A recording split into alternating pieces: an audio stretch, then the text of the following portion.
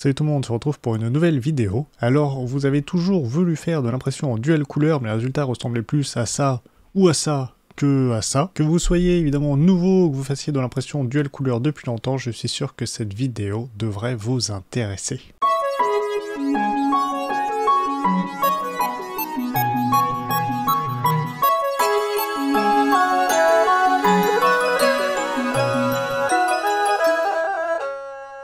Donc ce qu'on va faire, c'est qu'on va travailler sur Prusa Slicer, donc pour pouvoir utiliser toutes les fonctionnalités mises à disposition pour pouvoir faire de l'impression en dual couleur. Donc j'ai commencé à faire mes projets en utilisant Cura comme base de test, mais très sincèrement, les options sont très limitées et le résultat plus que douteux par rapport à ce que j'ai voulu faire.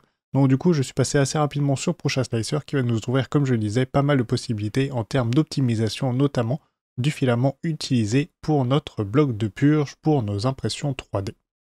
Donc déjà, ce qu'il faut savoir, c'est que je vais partir sur la base d'un extrudeur simple, donc avec uniquement une seule buse où le filament va sortir, et avec deux entrées donc qui seront alimentées par deux extrudeurs différents. Donc je me suis basé sur la Wanao D12-300 en dual extrudeur, donc avec le kit en dual, les deux extrudeurs de base, pour pouvoir vous faire justement ces tests et donc vous montrer les différents paramètres auxquels j'ai pu arriver.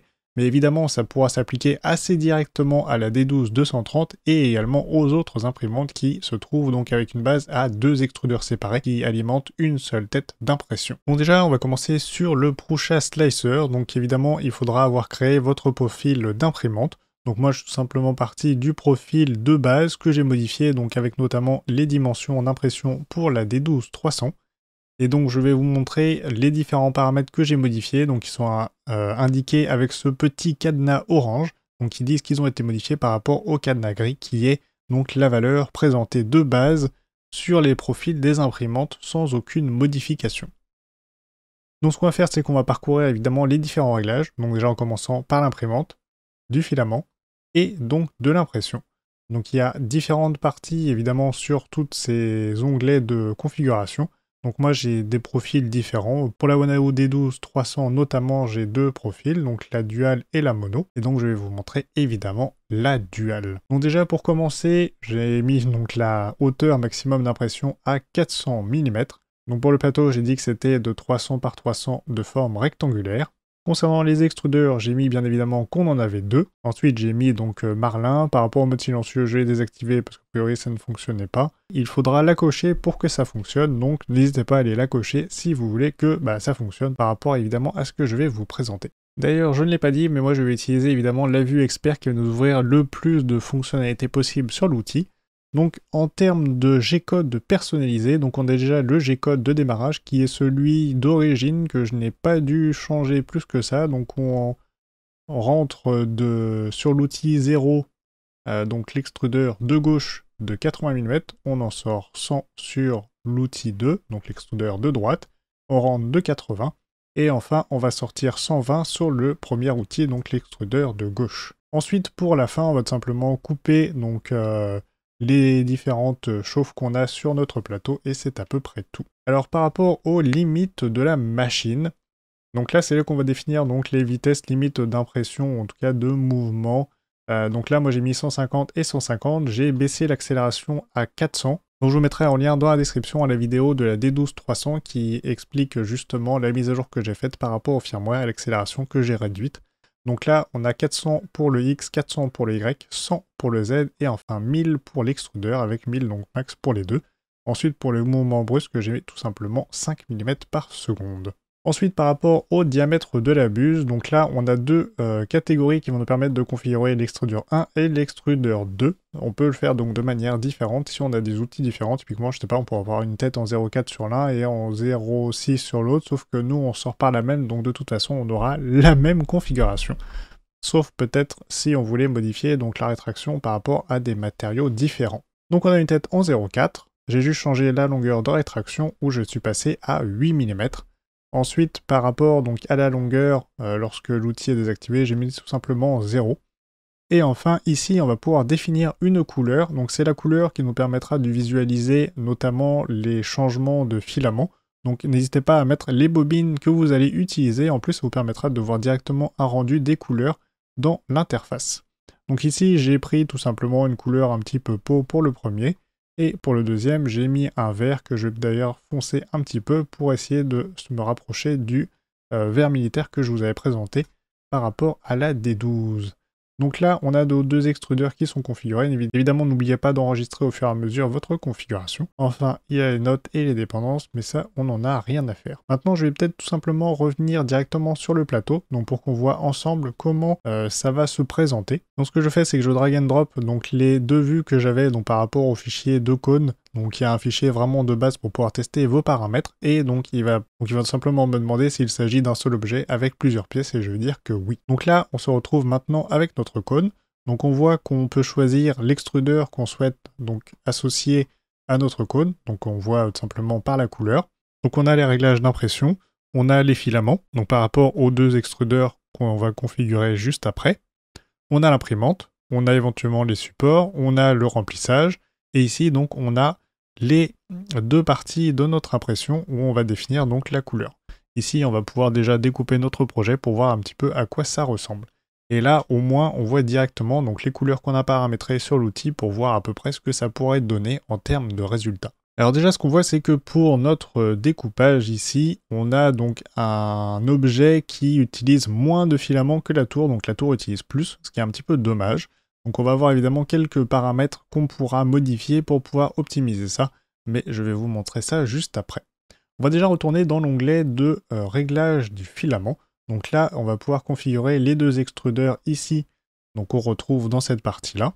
Et là, donc, on a donc notre premier extrudeur, sur lequel on peut mettre une couleur. Limite, on s'en fiche un petit peu, ça ne transparaît pas visuellement.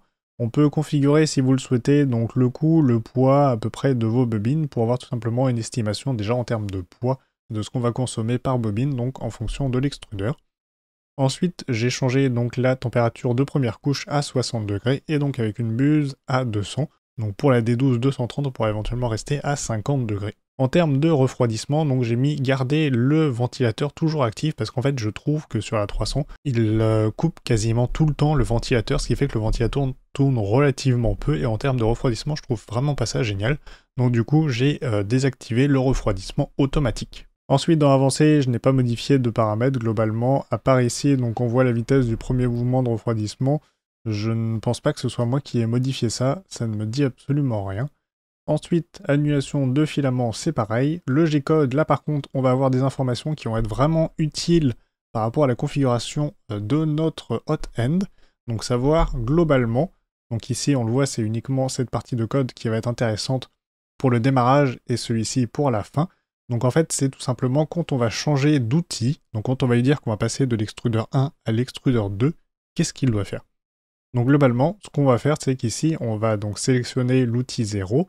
On va prendre donc l'extrudeur qu'on va définir comme étant à distance 0, et on va lui dire de sortir 140 mm de filament. Et à la fin, quand on a terminé, on va lui dire de rentrer doucement. Donc on voit ici par rapport à la vitesse 5 mm, et ensuite rapidement 135 mm. Donc c'est des longueurs de 14 cm, donc de 140 mm, qui sont relativement longues. Le filament sortira bien plus qu'à la distance du Y, là où on a la jointure, parce que typiquement on pourra s'arrêter juste au-dessus, mais le problème c'est que en fait ça a tendance, en tout cas dans mes tests, à boucher, ou en tout cas à bloquer le passage du deuxième filament quand il va descendre, si on ne remonte pas suffisamment haut, et pour rester éventuellement un petit fil qui, suivant son diamètre, pourrait bloquer donc le passage du deuxième filament qui devrait sortir.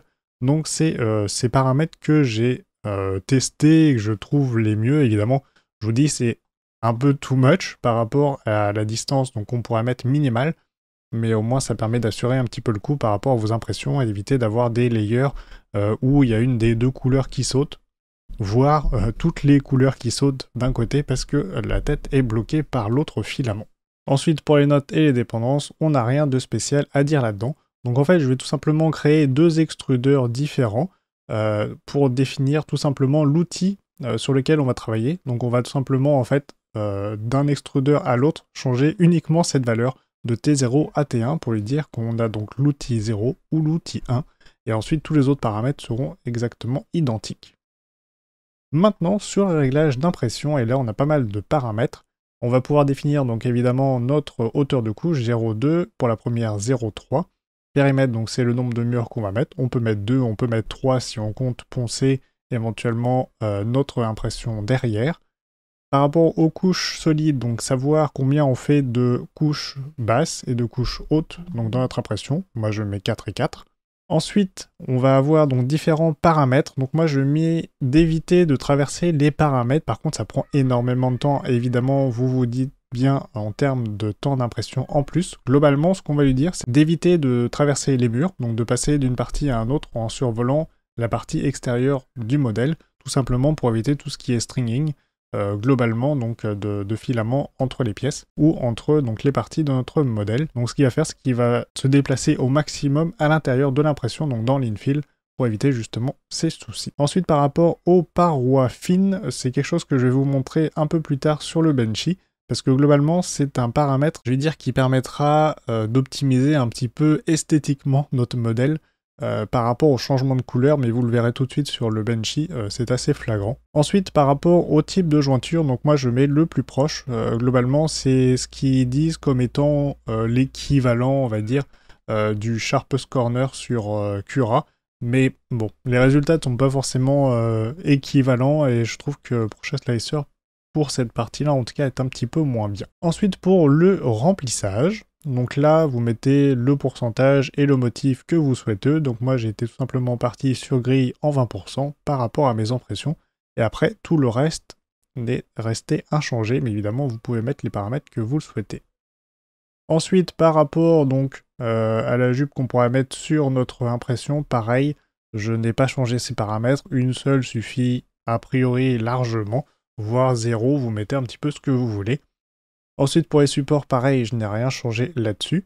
Pour la vitesse d'impression, j'ai mis 50 mm par seconde, et donc le reste des paramètres sont restés les mêmes, notamment donc les pourcentages, suivant quand on fait la partie extérieure, donc la partie esthétique de notre modèle ou non. Maintenant, pour les extrudeurs multiples, c'est là qu'on va avoir des paramètres intéressants, notamment par rapport à la tour de nettoyage, donc le bloc de purge. Donc là, on va pouvoir l'activer pour qu'il puisse être donc visible. Et de quoi on parle quand on parle de tour de nettoyage ici? On parle bien évidemment de ce bloc qui se trouve ici.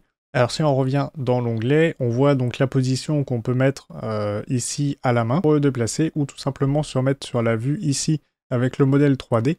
Vous dézoomez un peu et vous pouvez tout simplement le déplacer pour le mettre donc dedans. C'est pas vraiment conseillé, vraiment en limite en fonction des paramètres que vous utilisez, voire totalement à distance si vous voulez qu'il soit plus loin.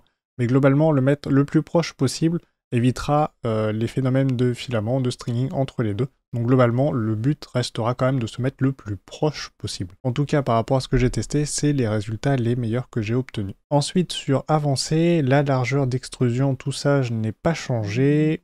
J'ai laissé les paramètres par défaut. Option de suite, pareil, note, dépendant, je n'y ai pas touché. Donc évidemment, sauvegardez bien ça dans votre profil. Donc globalement, on a donc une imprimante, on a 2 extrudeurs, et on a donc les paramètres d'impression qu'on pourra avoir donc par rapport notamment au mono ou au dual. Ensuite, si on va donc sur la vue de notre plateau, là on voit donc notre modèle qu'on peut déplacer évidemment dans cette vue-là, et surtout le bloc de purge qui, comme je vous l'ai dit, le mieux ça reste encore d'être juste à côté. Ensuite, on va pouvoir slicer notre projet. Donc on voit qu'il fait une petite séquence au début où il va donc changer de couleur et commencer à nettoyer avant donc d'arriver ici sur notre impression. Il va faire donc le pourtour et enfin on va faire l'intérieur. Donc là déjà, ce qu'on peut voir, c'est que le bloc de purge est relativement grand par rapport donc au cône. Parce que globalement, ici, qu'est-ce qu'on fait? On a donc la couleur de base, on fait un changement, 2 changements, 3 changements, 4 changements. Et on a un bloc de purge qui fait cette hauteur-là. Alors après, ce qu'il faut savoir, c'est que le bloc de purge n'est pas plein. Déjà, quand on descend, on voit que toute la fin est faite sans que le bloc de purge ne soit imprimé. Et ici, donc, on a un bloc de purge qui est globalement vide. Ou en tout cas, il le laisse le plus vide possible. Il fait 2 tours et donc des supports à l'intérieur pour pouvoir supporter la couche suivante, donc celle-ci, où il va vraiment vider et faire des allers-retours donc de notre bloc. Donc si on descend, on voit qu'il fait donc une couche avec le changement de couleur, et juste en dessous, hop, on a de nouveau des supports. Donc le but, c'est tout simplement de s'aligner avec le modèle, donc pour éviter donc d'avoir des soucis quand on va descendre, parce que globalement ce qu'on peut faire, c'est qu'on peut optimiser. Donc ici on voit qu'on a une tour qui fait 3,13 mètres de filament. Ce qu'on va faire, c'est qu'on va reculer notre bloc, on va le mettre relativement loin, tout simplement parce qu'en fait, on va prendre notre tête, on va imprimer ici, on va monter, monter, monter, et on va reculer notre tête et on va la faire descendre pour limiter la taille de notre bloc. Alors pour faire ça, c'est relativement simple. Donc on voit ici que notre bloc est relativement grand, mais si je vais dans Réglages d'impression, dans Extrudeur multiple, ici je descends et je vois sous-couche dispersée.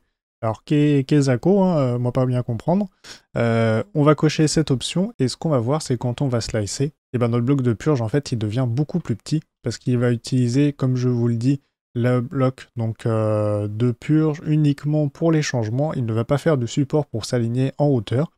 Donc le gain évidemment est substantiel en termes de filament. Donc ici on voit qu'on passe de 3,13 à 0,42 mètres donc de filament utilisé pour faire le bloc de purge.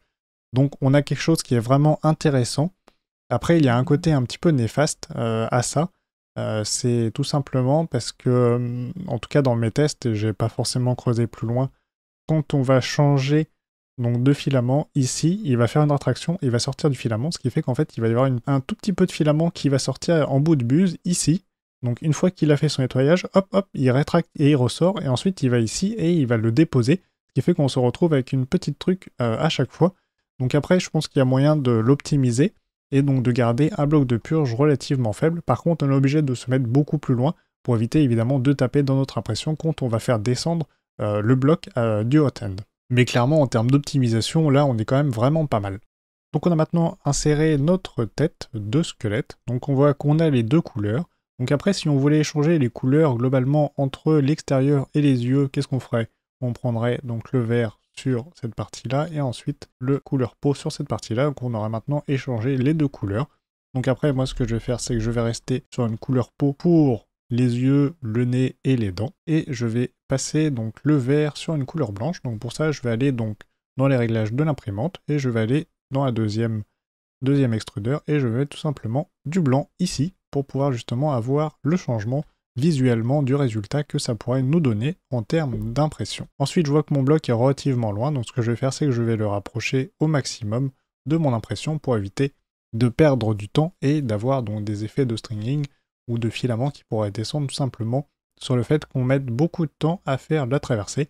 Donc vu que la buse reste chaude, évidemment le filament peut être amené à descendre. Ici je vais slicer mon projet, et donc je vais voir que j'utilise 18,66 mètres de filament, 9,87 pour l'objet et 8,79 pour le bloc de purge. Alors je vais faire réapparaître mes options ici en faisant option de nettoyage et je vais cocher donc le fait de vider dans l'infill.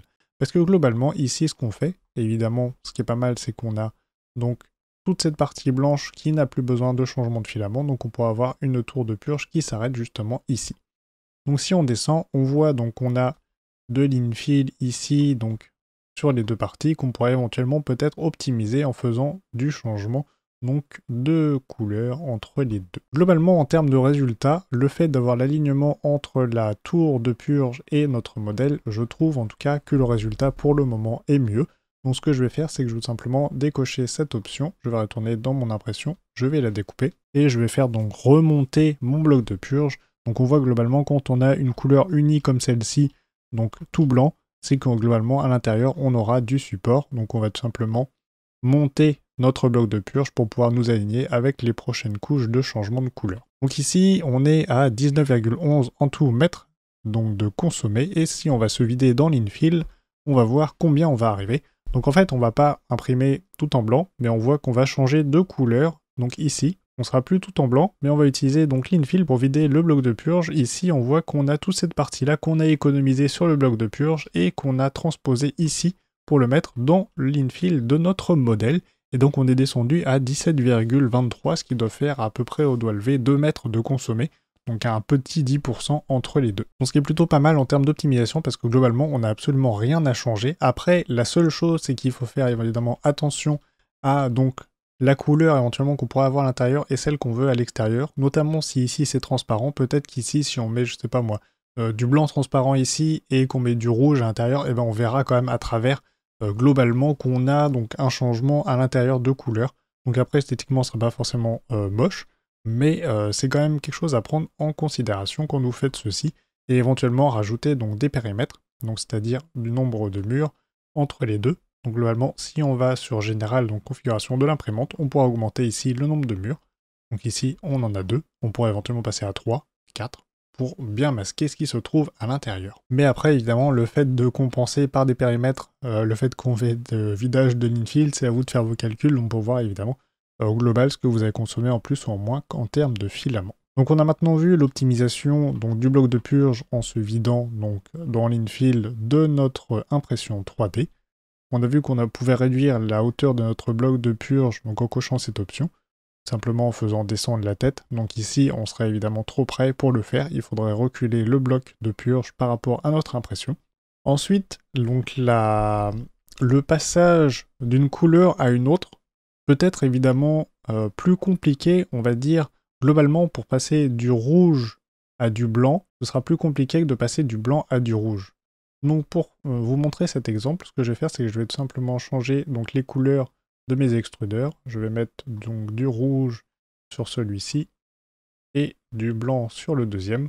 Comme ça, vous verrez facilement de quoi je veux parler. Quand on passe d'une couleur à une autre, on peut définir un volume de purge différent. Et ça, c'est quand même plutôt pas mal. Ça veut dire qu'on pourra limiter la consommation du bloc de purge en passant du rouge vers le blanc. Donc on va garder évidemment un volume relativement important dans ce sens-là, mais par contre pour passer du blanc vers le rouge, on va pouvoir diminuer les volumes. Et c'est ici que ça va se passer. Volume de purge. Donc ici, on voit qu'on a un tableau croisé avec 4 trucs. Bon, je trouve pas ça hyper visuel. Donc on va aller dans les réglages avancés qui en fait ont moins de réglages. Donc pour moi le simplifié serait plutôt cette vue là et la vue complexe celle-ci, mais bon après c'est peut-être juste une question de point de vue. Donc ce qu'on va faire c'est que quand on passe du rouge vers le blanc, et ben là on voit que ça baffe pas mal, donc peut-être qu'on va se dire on va monter carrément à 250, ce qui est déjà une bonne valeur pour nettoyer notre filament. Évidemment notre bloc de purge va augmenter en conséquence. Mais par contre, quand on va passer du blanc vers le rouge, peut-être qu'on va se dire, eh ben là, j'ai besoin que de 100, donc on va pouvoir réduire ce volume. On va faire OK, et on va reslicer notre projet, et là, on voit que notre tour est beaucoup plus grosse, parce que sur le rouge, eh ben, on va pas vider grand-chose, et on va vider principalement dans l'infill, mais par contre, quand on va sur le blanc, bah là, en fait, on va faire tout le bloc, évidemment, de purge pour vider le blanc, donc pour pouvoir le nettoyer des pigments rouges qui pourra rester donc dans la buse, et très sincèrement le rouge vers le blanc, bah, c'est le changement le plus compliqué. Alors c'est pour ça que quand je vous montre ici le Benchy, j'appellerais ça un petit peu le Benchy de Benchy, parce qu'on a donc le Benchy qui est une impression, permet de tester notre imprimante, mais on a surtout le passage du rouge vers le blanc, qui évidemment baffe toujours un petit peu, même si j'ai considérablement augmenté mon bloc de purge. Ici, quand on le voit sur le Prusa Slicer, c'est toujours à peu près donc la même taille de notre impression, mais ça parce qu'on a une petite impression, parce qu'on aurait une impression beaucoup plus grande, en tout cas beaucoup plus étalée sur le plateau, on pourrait avoir un pourcentage donc beaucoup plus faible d'utilisation de filaments pour la purge. Si on prend maintenant le cas du Benchy, donc ici on voit qu'on a la couleur blanche et donc les parties un petit peu en surbrillance, on va dire en rouge. On voit déjà, avant de le slicer, évidemment qu'on a le 3D Benchy qui se trouve à l'arrière, mais déjà quand on va le slicer, celui-ci va disparaître, tout simplement parce que c'est un détail qui est beaucoup trop fin. Donc en fait dessiner le contour ici, ce serait extrêmement compliqué. Ce qui fait que du coup, on va pas pouvoir avoir vraiment tous les détails pour ce Benchy. Même si quand on imprime en mono, on a cette information, parce qu'en fait, on va tout simplement décaler la ligne extérieure pour pouvoir le dessiner. Ici, on ne va tout simplement pas pouvoir le faire, dû à la ligne beaucoup trop fine. Alors maintenant, ce que je voulais vous montrer comme paramètre par rapport à la coque. Alors déjà, je voulais quand même revenir sur quelques petites choses, donc par rapport à l'impression dual du Benchy. En termes de qualité, déjà, on a ces petits effets ici qui sont relativement, on va dire, indésirables. Qui ne sont pas forcément attendus, mais qui peuvent être beaucoup plus prononcés. Donc déjà, on voit ici qu'on a une ligne relativement fine, et du coup, en fait, il va nous peindre, on va dire, l'arrière en rouge ici, et le bas en blanc, ce qui peut être un petit peu bizarre par rapport au Benchy d'origine qu'on lui a demandé, qui est normalement tout rouge. Et du coup, là, on a une partie qui est blanche, due, en fait, notamment à l'épaisseur du trait. Ensuite, si on revient donc aux paramètres, dont je vous parlais, déjà en fait c'est un détail qu'on verra sur le bas de la coque ici, où on aura des petits artefacts un petit peu comme ça qui seront beaucoup plus marqués, et surtout ici, il faudra regarder bien le détail que ça va nous apporter. Donc déjà par rapport aux parois fines, donc c'est un paramètre qui est coché par défaut, je vais vous montrer déjà la différence que ça va amener en termes de coloration donc, du Benchy. Donc ici, on voit qu'il est déjà presque tout rouge, ce qui n'est pas le cas pour tout. Mais par contre, on voit que ça nous rajoute des petits artefacts ici, des petits traits en plus, qui ne sont vraiment pas du tout demandés sur la partie blanche. Et on voit même que ça en ajoute également sur le bas du bord, et ici un petit peu, il me semble également. Donc on voit ici que c'est beaucoup moins propre, je trouve. Alors hop, je ne sais pas si je vais pouvoir vous le montrer. Donc ici, on le voit pas mal. Et on a même des petits traits ici donc, qui vont revenir vers l'intérieur, où pour moi, en tout cas, c'est moins fidèle au modèle d'origine que si on le décochait. Ensuite, par rapport à la qualité globale du Benchy, je pense très sincèrement qu'on a déjà quelque chose qui est vraiment pas mal de base, mais je pense qu'il y a moyen de l'améliorer encore un petit peu, notamment par rapport à cet effet qui se trouve juste ici. Un paramètre que j'ai pas réussi à identifier pour le moment, ou en tout cas c'est peut-être quelque chose qui est calculé par rapport à autre chose, donc ça on sait jamais vraiment. Je pense que c'est par rapport au support en fait qu'il va rajouter sur les bords, notamment comme ici, où on va pouvoir donc décocher éventuellement, je pense, une option par rapport à ça, que je n'ai pas encore identifié comme je vous le disais, mais dès que je saurai plus là-dessus, évidemment, je n'hésiterai pas à vous en faire part. Donc on voit en fait qu'ici, on a donc le passage du rouge vers le blanc, où il y a beaucoup moins de rouge, donc comme c'est le type de paramètre que j'avais mis, du rouge vers le blanc, on aura beaucoup plus que de passer de blanc vers le rouge. Donc ici, on est du blanc vers le rouge, donc on n'en a pas beaucoup, mais par contre, la ligne d'en dessous, où on passe donc du rouge vers le blanc, ici, on aura un dégradé beaucoup plus marqué sur la longueur. Ensuite, par rapport aux zones où il n'y a pas de changement de couleur, comme celui-ci au niveau de la cheminée au reste tout blanc, donc comme pour les autres blocs, il va tout simplement faire des supports pour supporter le reste des autres changements de couleur au-dessus, donc comme également ici au niveau de la coque où on aura quelque chose qui sera entièrement blanc. Dans le Benchy, on a une impression avec pas mal de changements de couleur, pas à toutes les couches, mais pas très loin non plus. Ici on a un tout petit peu de rouge aussi au niveau du toit de la cabine, où on restera donc sur du rouge. Mais par contre en termes d'utilisation de filaments, on voit que notre objet fait 4,5 mètres à peu près de filaments, contre presque 14 pour faire le support. Après évidemment, c'est parce que j'ai mis le passage du rouge vers le blanc avec un volume relativement important. Parce que si je mettais, genre ça change quasiment instantanément, je mettrais que 20 et 20, ce qui, je pense, n'est clairement pas suffisant du tout. Déjà, on a un bloc de purge qui est réduit, on va dire, à sa plus simple expression. On aura presque peut-être même du mal à l'imprimer tellement il est fin. Mais par contre ici, on divisera par je ne sais combien le nombre de mètres utilisés, et on aura ici que 50%. Mais sincèrement, je pense que je teste d'imprimer ça, d'ailleurs ce serait marrant de le tester. Je doute que le changement de couleur soit si flagrant que ça. On aura, je sais pas, peut-être plus une espèce de dégradé un peu bizarre de la couleur. Bon, pourquoi pas, hein, ça peut se tester, ça peut être marrant, mais ce sera clairement pas ce qu'on souhaite en termes de qualité de résultat. Donc voilà, c'est à peu près tous les paramètres que je vous montre donc sur le Prusa Slicer. Donc si vous vous dites oui mais moi je n'ai pas une D12300, qu'est-ce que je dois changer? Eh bien on va aller dans les paramètres de l'imprimante. Vous allez pouvoir changer la hauteur de votre imprimante, donc du volume d'impression, la forme et les dimensions de votre plateau, changer éventuellement les diamètres de vos buses, changer les couleurs pour vous adapter par rapport à ce que vous utilisez, la longueur de rétraction par rapport à votre imprimante. Peut-être que si vous passez sur une D12-230, vous pourriez gagner éventuellement un petit millimètre ou deux, donc ça se trouve vous allez passer à 6 ou 7 mm. Et ensuite pour le reste, ça reste relativement similaire par rapport aux autres configurateurs, aux autres slicers pour vos imprimantes. Donc vous pouvez changer évidemment la couche donc, de votre impression pour savoir combien vous voulez mettre. Et c'est les paramètres que vous allez changer quand vous passez d'une imprimante à l'autre par rapport aux paramètres que je vous ai montrés sur cette vidéo. Donc voilà, c'était pas forcément une vidéo hyper structurée, hyper bien montée ou quoi, mais globalement je pense que vous avez tous les paramètres de base, en tout cas tout ce que j'ai modifié pour améliorer les impressions en dual extrusion sur les Wanao D12-300, donc celles que j'ai utilisées et que je vous ai montré en vidéo précédemment. Donc je vous mettrai cette vidéo en lien évidemment dans la description pour que vous puissiez éventuellement aller la voir. Donc je vais vous montrer par la suite comment monter le kit dual de la D12-230, donc ce sera une vidéo extrêmement rapide, c'est quand même ultra simple à faire. Et on fera quelques impressions tests par rapport aux paramètres que je vous ai montrés ici, pour vous montrer un petit peu ce qu'on pourrait attendre en termes de résultats. Donc évidemment les résultats ne sont pas parfaits, je ne suis pas un expert non plus évidemment sur l'impression dual, mais par contre je voulais quand même vous donner les paramètres auxquels je suis arrivé, où je trouve qu'on a globalement des résultats vraiment satisfaisants. Là on pourrait avoir des optimisations, c'est en termes de passage d'une couleur à une autre, pour utiliser le moins de filaments possible. Donc essayer d'optimiser le passage d'une couleur à une autre. Globalement, c'est ici que ça pourrait se jouer pour gagner en termes de qualité d'impression. Donc voilà, ce sera à peu près tout pour cette vidéo. Si vous avez aimé, n'hésitez pas à liker, partager, vous abonner si ce n'est pas déjà fait, en activant bien évidemment la petite cloche pour être notifié des prochaines vidéos. Sur ce, je vous laisse et je vous dis à très bientôt dans une prochaine vidéo. Salut, salut!